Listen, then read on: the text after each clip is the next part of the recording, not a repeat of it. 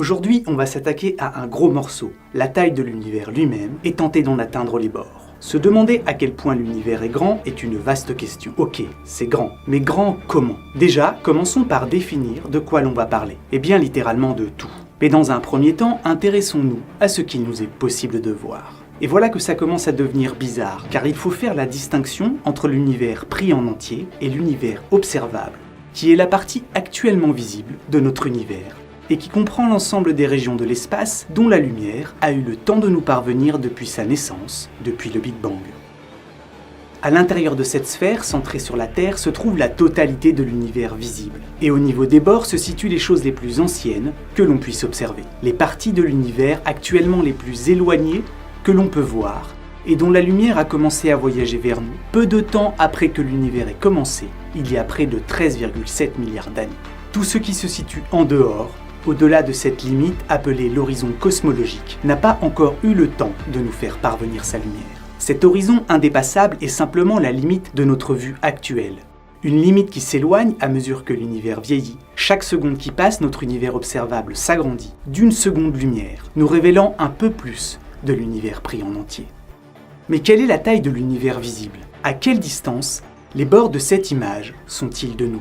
Comme ça, intuitivement, on pourrait se dire que la taille de cette sphère est liée à l'âge de notre univers, et donc d'imaginer que les limites de ce que l'on peut voir sont à 13,7 milliards d'années-lumière de nous. Quand on y pense, c'est un peu une évidence. Il est impossible de voir l'univers avant qu'il ne commence. Et vu que par définition, la lumière n'a pas eu plus de temps pour voyager que l'âge de ce dans quoi elle se déplace, sauf que, là où ça devient sournois, c'est que cette façon de penser suppose que l'univers soit statique, et que les distances entre les objets qui s'y trouvent ne changent pas au cours du temps. Or, c'est très loin d'être le cas. Les choses les plus éloignées que nous avons pu observer, et qui se situent au niveau des bords de cette sphère, sont en réalité à 46,5 milliards d'années-lumière de nous. Il y a de la place quoi. Dit autrement, le rayon de notre univers observable est près de 3 fois plus grand que l'âge de l'univers ne pourrait le laisser penser. Et si l'étendue de la bulle que nous pouvons voir est aujourd'hui si vaste, c'est parce que l'univers est, et a toujours été, en expansion, et pas qu'un peu. Actuellement, les galaxies situées à 1 mégaparsec de nous s'éloignent de 70 km par seconde. Celles à 2 mégaparsecs de 140 km par seconde. Celles à 3 mégaparsecs de 210 km par seconde. Et ainsi de suite. Chaque mégaparsec, c'est 252 000 km supplémentaires qui nous séparent chaque heure. À ces vitesses de fuite déjà considérables, s'ajoute le fait que par le passé, l'univers était en expansion beaucoup plus rapidement qu'il ne l'est aujourd'hui. Et voilà pourquoi notre univers visible, qui encapsule toute la lumière qui a eu le temps de nous parvenir, depuis le Big Bang, fait aujourd'hui 93 milliards d'années-lumière de diamètre. C'est grand. Et l'on peut se demander comment des régions situées dans des confins aussi éloignés du cosmos peuvent-elles être visibles si la lumière qui les a quittées, il y a 13,7 milliards d'années, n'a pu depuis le Big Bang parcourir que 13,7 milliards d'années-lumière de distance. La raison en est qu'en ces temps reculés, au moment où la lumière qui nous en parvient aujourd'hui les a quittés, les objets, les galaxies qui se trouvent ici, étaient bien plus proches de nous qu'elles ne le sont actuellement. Et cette expansion de l'espace a une autre conséquence, des plus déstabilisantes. Encore aujourd'hui, passé une certaine distance, les galaxies de notre univers observable s'éloignent de nous à une vitesse supérieure à celle de la lumière. Quand on sait que rien dans l'univers ne peut se déplacer plus rapidement que ne le fait la lumière dans le vide, cela peut vous sembler contre-intuitif, et ça l'est totalement. Pour comprendre cette étrangeté, il faut ici garder en tête que cette vitesse n'est pas celle des objets qui se déplacent dans l'espace, mais celle à laquelle ils s'éloignent de nous, du fait de l'expansion de l'espace lui-même, qui les sépare, s'étend et s'étire, comme le ferait un tissu élastique. En d'autres termes, c'est l'espace sur lequel les galaxies reposent qui enfle et gonfle en entraînant dans son processus de croissance tout ce qu'il contient. Et là où ça devient des plus étranges, c'est que le fait que la lumière a une vitesse finie et que l'expansion de l'espace, passée une certaine distance entre deux objets, la dépasse, implique que le volume de notre univers observable n'est pas celui de l'univers potentiellement accessible. Accrochez-vous, restez avec moi. Il existe en son sein une partie avec laquelle nous ne pourrons jamais interagir, et le volume de cette portion de l'univers qui nous est déjà, et à jamais, inatteignable, est bien plus petit que celui de l'univers visible. Cet inaccessible commence au-delà d'une limite, appelée horizon des événements cosmiques, qui est aujourd'hui situé à quelques 16 milliards d'années-lumière de nous. Et tout ce qui se trouve derrière cet horizon est pour toujours hors d'atteinte, même si vous disposiez d'un hypothétique vaisseau capable de voyager à la vitesse de la lumière pour tenter de vous y rendre. Tous les objets qui se trouvent actuellement en dehors de cette sphère-là ne pourront jamais être vus tels qu'ils sont maintenant, de toute éternité. Leur présent est et restera indétectable. Ce qui se passe actuellement derrière cette frontière indépassable ne pourra jamais nous être connu. Et ce, même si nous pouvions patienter durant une éternité. Car les photons quittant maintenant les galaxies qui s'y trouvent se déplacent déjà à la vitesse maximale autorisée par les lois de la nature. Or, du fait de l'expansion de l'espace, la distance nous séparant des parties de l'univers situées au-delà de l'horizon des événements cosmiques augmente bien plus rapidement que la vitesse de la lumière. Lumière qui, dès lors, n'est pas capable de contrebalancer l'étirement de l'espace qui s'oppose à son déplacement, et en quelque sorte se met à reculer par rapport à nous, tels des nageurs incapables de lutter contre la force du courant, obligés de suivre le mouvement du tapis roulant de l'espace-temps.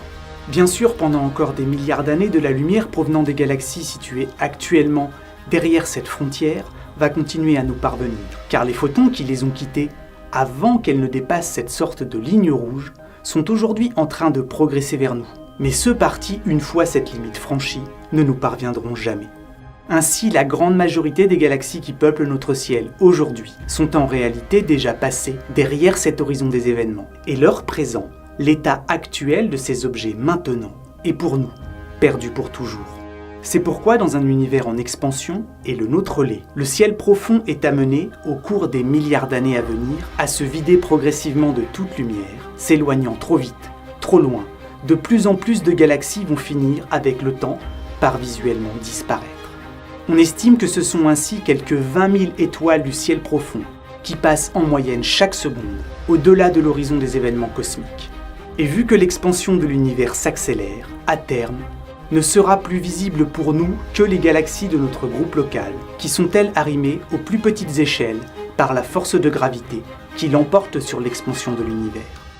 Encore plus étrange peut-être, et là va falloir s'accrocher, c'est que cet horizon des événements cosmiques est plus éloigné que ne l'est la limite au-delà de laquelle les objets fusent par rapport à nous, plus rapidement que la lumière. Je vais le répéter autrement pour vous et aussi un peu pour moi. Contrairement à ce que notre cerveau nous hurle intuitivement de penser, l'horizon des événements cosmiques ne correspond pas précisément à la limite au-delà de laquelle la vitesse de récession des galaxies dépasse celle de la lumière. Car cette limite, dessinée par la surface de la sphère de Hubble, se situe elle actuellement à quelques 14,3 milliards d'années-lumière d'ici. Et là où ça devient extrêmement bizarre, ok, ça l'était déjà, c'est que toutes les galaxies qui se trouvent dans cette région de l'espace et qui s'éloignent pourtant de nous à un rythme plus rapide que celui de la vitesse de la lumière, seront un jour visibles telles qu'elles sont aujourd'hui. Je répète, toutes les galaxies qui se trouvent ici se déplacent actuellement plus rapidement que la lumière par rapport à nous. Et pourtant, les photons qu'elles émettent maintenant vont pouvoir nous parvenir. Et pour comprendre pourquoi, il va nous falloir encore rajouter quelques nœuds au cerveau. En fait, même si l'expansion de l'univers est bien en train d'accélérer, là où ça devient contre-intuitif au carré, c'est que ce taux d'expansion n'est disons actuellement pas suffisamment rapide pour maintenir une sphère de Hubble de taille constante, de sorte que celle-ci se dilate et s'agrandit avec le temps.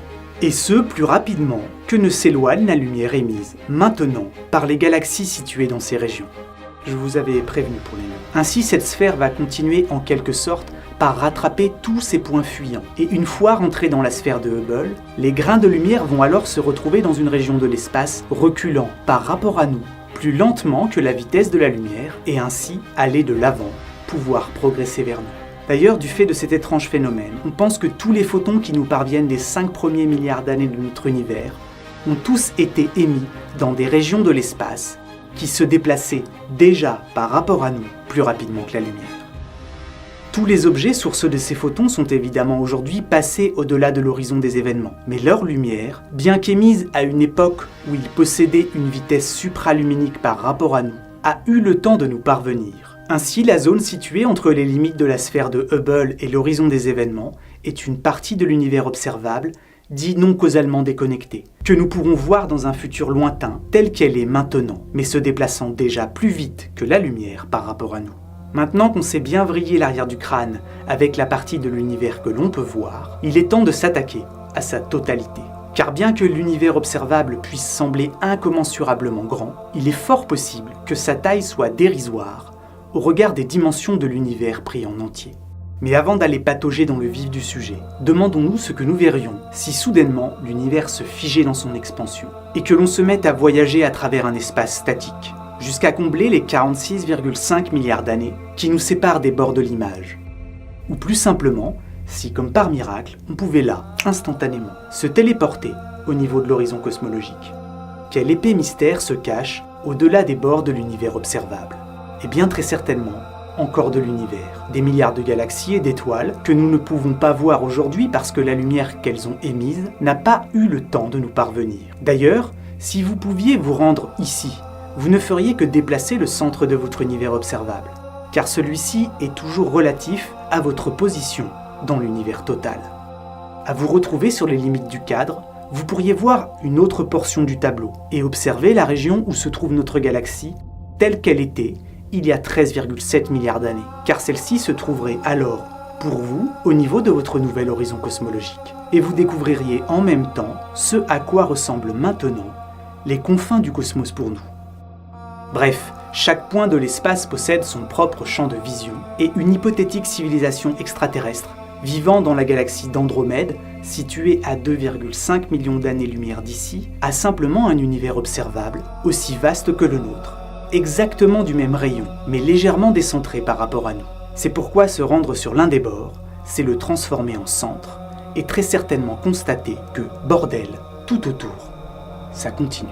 Mais si, au-delà des bords de l'image, l'univers est beaucoup plus grand que ce que nous pouvons en voir actuellement, a-t-on seulement une idée de sa taille? Eh bien, dans un sens, oui, car on dispose de pistes qui sont parfois plus compliquées à suivre que les bras d'un poulpe que vous affronteriez à un concours de claques. Mais pour faire simple, disons que l'étendue existant au-delà de l'horizon cosmologique dépend de la courbure de l'espace, de sa géométrie. Lorsque l'on observe l'univers aux très grandes échelles, il semblerait que la géométrie de l'espace ait une forme plate. Or, si l'univers dans son ensemble est parfaitement plat, alors l'univers observable n'est plus qu'une goutte dans un océan d'espace-temps d'une étendue littéralement infinie. Et au-delà de ses limites, l'univers continue, encore et toujours, indéfiniment. Sauf que quelque chose qui nous semble plat aux petites échelles peut en réalité être très légèrement courbé. Posé à la surface de l'océan, l'horizon vous semble plat, car l'étendue du paysage que vous pouvez embrasser d'un seul coup d'œil est dérisoire au regard de la taille de l'objet sur lequel vous êtes posé. Et l'on voit bien là que ce qui semble plat à petite échelle peut être immense et très légèrement courbé. Ainsi, si notre univers pris en entier est extraordinairement plus grand que la partie que l'on peut en voir, alors sa courbure en devient pour nous très difficile à mesurer. Nous ne pouvons donc pas être certains que l'univers dans son ensemble possède une géométrie parfaitement plane, car il est possible qu'il soit doté d'une courbure si ténue qu'elle ne peut pas être mesurée. Dit autrement, ce gigantesque univers observable, avec ses 93 milliards d'années-lumière de diamètre, pourrait bien être trop petit au regard de la taille de l'univers en entier pour nous permettre d'en mesurer la courbure, même si celui-ci est fini. Admettons qu'il le soit, très légèrement courbé. Auquel cas, l'univers n'est pas fini, et on le dit fermé.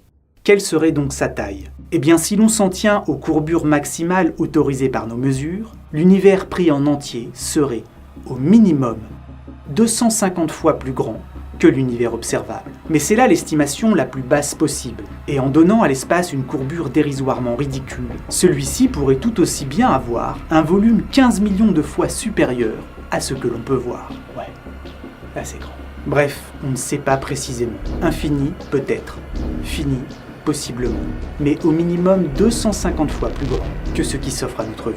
Et histoire de nous faire un énième nœud au crâne, j'aimerais revenir sur l'hypothèse d'un univers plat, et donc infini.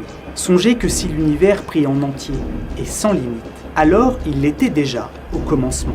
Ainsi, lorsque l'on parle du Big Bang, ce moment où l'ensemble de la matière de l'univers était compressé dans une infime petite portion de l'espace-temps, notre esprit a tendance à se représenter quelque chose d'extrêmement petit et comprimé. Mais si l'univers est aujourd'hui infini, et il l'est peut-être, alors il l'a toujours été, et ce, même lors du Big Bang.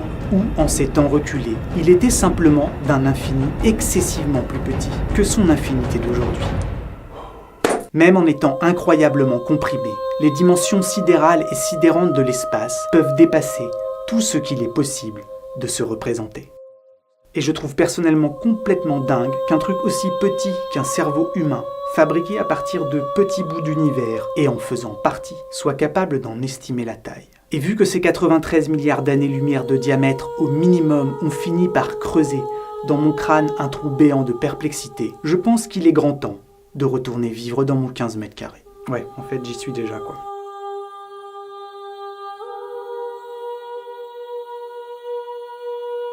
L'univers, c'est une nourriture pour l'esprit, mais si vous avez aimé ce voyage, il existe une théorie qui dit que la taille du porte-monnaie pilote un peu celui de la qualité et de la régularité des projets. Et surtout, ça permet de payer un monteur pour faire des trucs plus quali que ce que je vous ai proposé. Et tu peux aussi me suivre sur Instagram, par moments, j'y parle d'autre chose que le grand bordel des bords.